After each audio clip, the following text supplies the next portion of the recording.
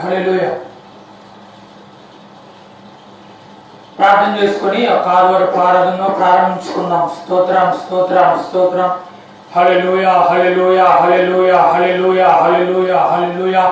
స్తోత్రమయ్యా, స్తోత్రం స్తోత్రం స్తోత్రం స్తోత్రం స్తోత్రం స్తోత్రం. హల్లెలూయా. మహాపరిశుద్ధుడా మహాగురుడా నీకే స్తోత్రం స్తోత్రం స్తోత్రం. హల్లెలూయా హల్లెలూయా హల్లెలూయా హల్లెలూయా. స్తోత్రమయ్యా, స్తోత్రం స్తోత్రం స్తోత్రం స్తోత్రం స్తోత్రం. హల్లెలూయా హల్లెలూయా హల్లెలూయా హల్లెలూయా హల్లెలూయా హల్లెలూయా. మహాపరిశుద్ధుడా మహాగురుడాని ఘనమైన పరిశుద్ధమైన పాదాలకు స్తోత్రాలు వందనాలు చెల్లించుకుంటా ఉన్నాను. అయ్యా ఇదిగో ఈరోజు జరగబోతున్న ఆదివారం ఆరాధనలు మీరు తోడుగా ఉండండి తండ్రి. మీరే మహిమ ఘనత ప్రభావాలు మీరే పొందుకోమని ప్రార్థన చేస్తున్నాను. అయా పాడుచున్న పాటల్లో మీరు తోడుగా ఉండండి. అయా ఇదిగో బిడ్డలకు కంఠస్వరాన్ని ఆయన మీరే సహాయం చేయమని ప్రార్థన చేస్తున్నాను. అలాగనే ఆయన వాక్య పరిచర్యలో ధ్యాన కీర్తనలో అయా ఇదిగో వాక్య సందేశంలో ముగింపు ప్రార్థన వరకు నీ సన్నిధి కాపుదల మాకు దయచేయమని ప్రార్థన చేస్తున్నాను. రాబోతున్న బిడ్డలందరినీ త్వరితంగా నీ సన్నిధానానికి సిద్ధపరిచి మీరే నడిపించుకోమని ప్రార్థన చేస్తూ అదిలోని యొక్క ఆరాధన చివరికి మీరు అధ్యక్షులుగా జరిగించమని యేసు నామములో అడిగి వేడుకుంటున్నాం మా పరమ తండ్రి. ఆమేన్.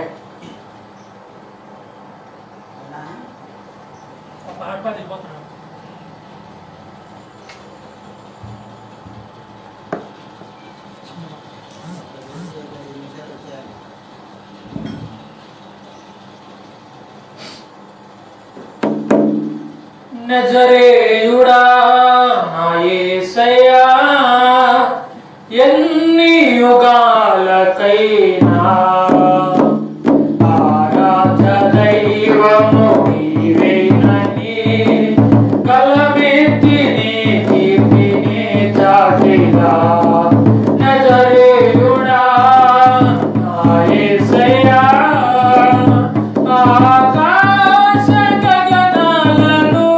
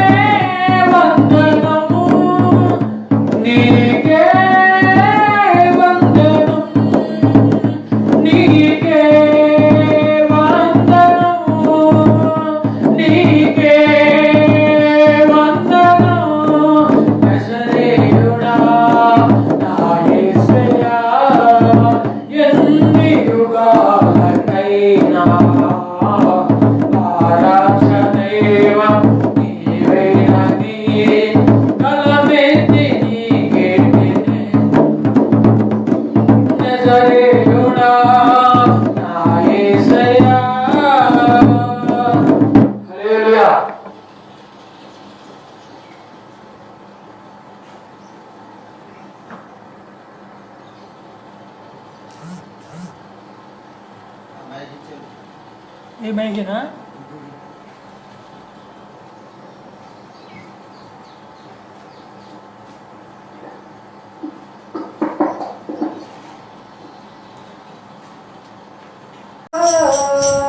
కుతూహల నగరమే నా యేసుని సన్నిధిలో దేవాది దేవుడు ప్రతిరోజు నివసించే దేవాలయం నేనే.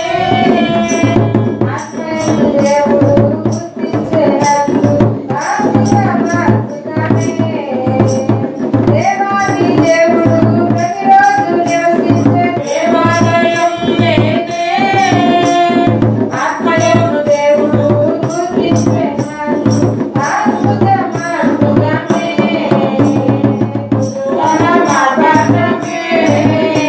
నా యేసుని సన్నిధిలో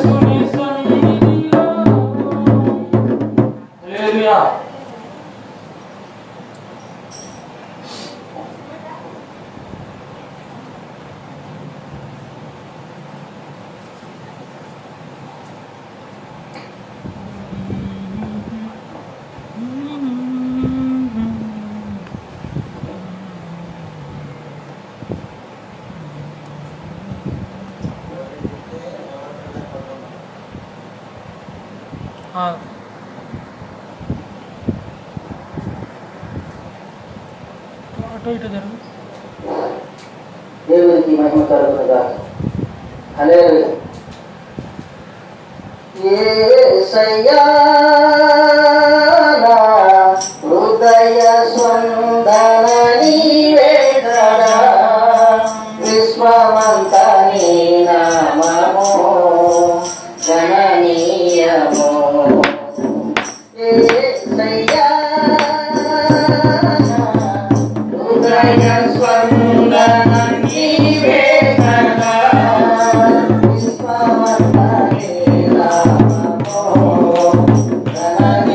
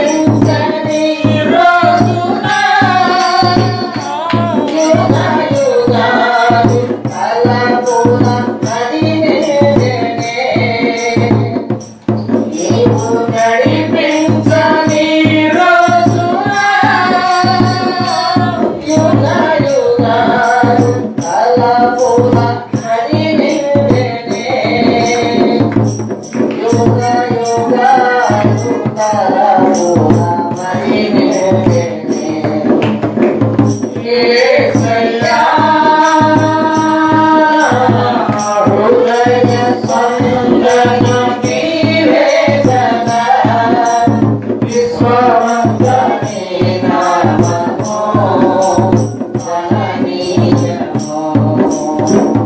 యేసయ్యా నా హృదయ స్పందన నీవే కదా. మాట్లాడని రోజున నా కనులకు నేదున కరువాయని. నీవు మాట్లాడని రోజున నా కనులకు నేదున కరువాయని. నీవు పెదవిప్పని రోజున నీ సన్నిధి ఆశితం బయలాయనే.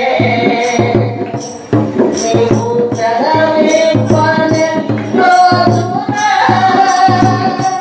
నీ సన్నిధి ఆశితం బయలాయనే. నీ సన్నిధి ఆశితం బయలాయనే. యేసయ్యా హృదయ స్పందన నీవే కదా. విశ్వమంతని నామము గణనీయము. యేసయ్యా నా హృదయ స్పందన నీవే కదా. నీవు వరుణుగా వెలుగేయు వేళ నా తలపున పంట పండెనే. నీవు వరుణుగా వెలుగేయు వేళ నా తలపున పంట పండెనే. వధువునై నిన్ను చేరగా యుగయుగాలు నన్నేలు పొందువని. వధువునై నిన్ను చేరగా యుగయుగాలు నన్నేలు పొందువని. యుగయుగాలు నన్నేలు పొందువని. యేసయ్యా హృదయ స్పందన నీవే కదా. విశ్వమంతని నామము గణనీయము. యేసయ్యా హృదయ స్పందన నీవే కదా. దేవునికి మహిమ కలుగునుగాక.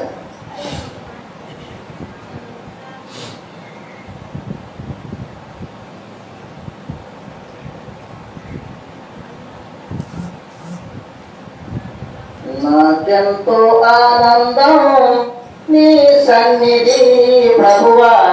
నీలో నేనుండుటే అదే నా ధన్యతయే. నాకెంతో ఆనందం నీ సన్నిధి ప్రభువా. నీలో నేనుండుటే అదే నా ధన్యతయే. నాకెంతో ఆనందం.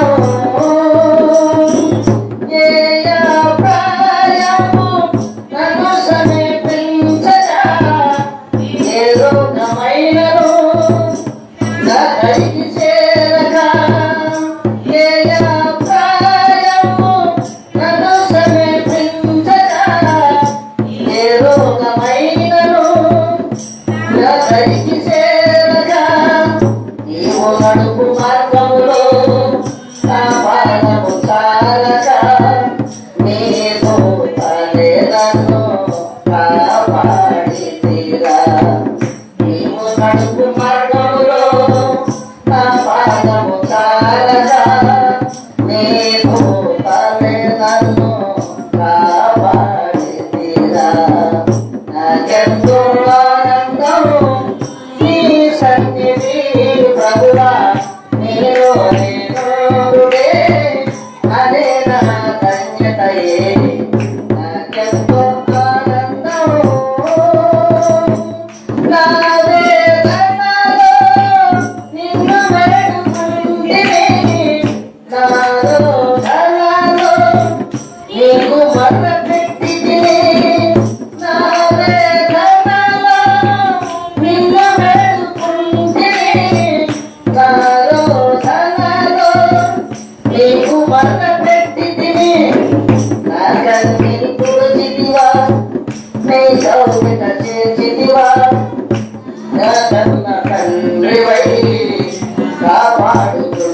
నీవా నా కన్నీరు పూర్తిని నీ కౌగిట చేర్చితివా నా కన్న తండ్రివై కాపాడుతుంటివా నాకెంతో ఆనందం నీ సన్నిధి ప్రభువా నీలో నేనుండుటే అదే నా ధన్యతయే నాకెంతో ఆనందం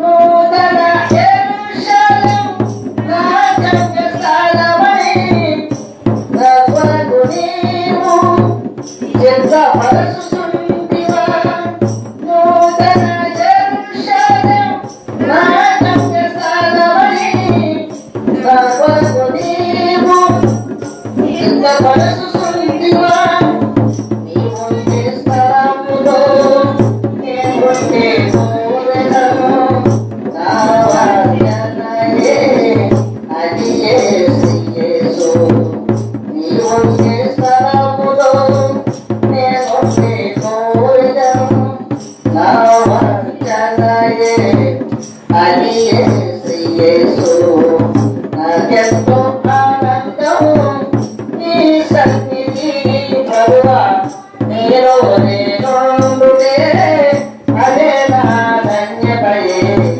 నాకెంతో ఆనందం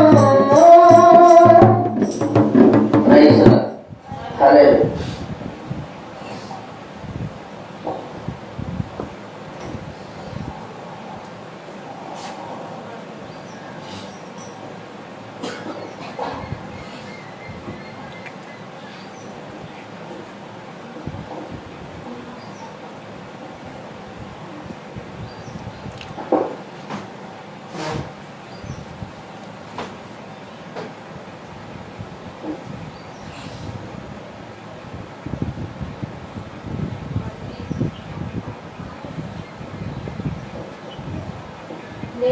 నేనెల్లప్పుడు యెహోవా నిన్ను సన్నుతించెదను.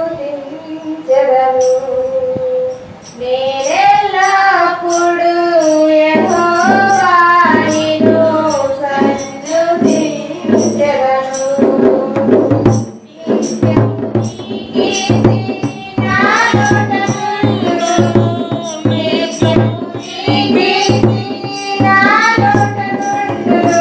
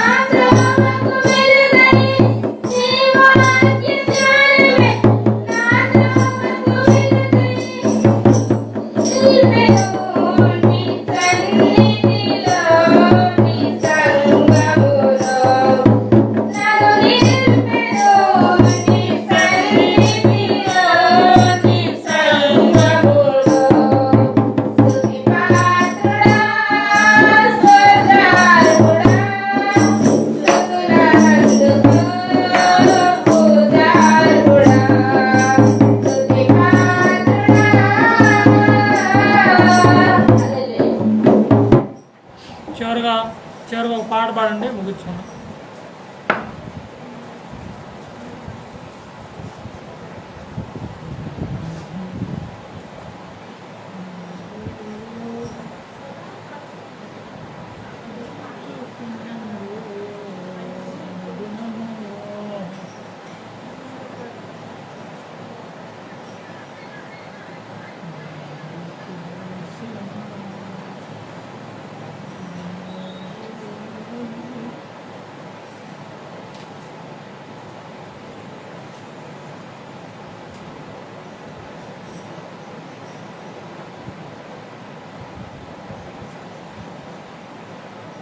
త్వరగా పాడండి, త్వరగా.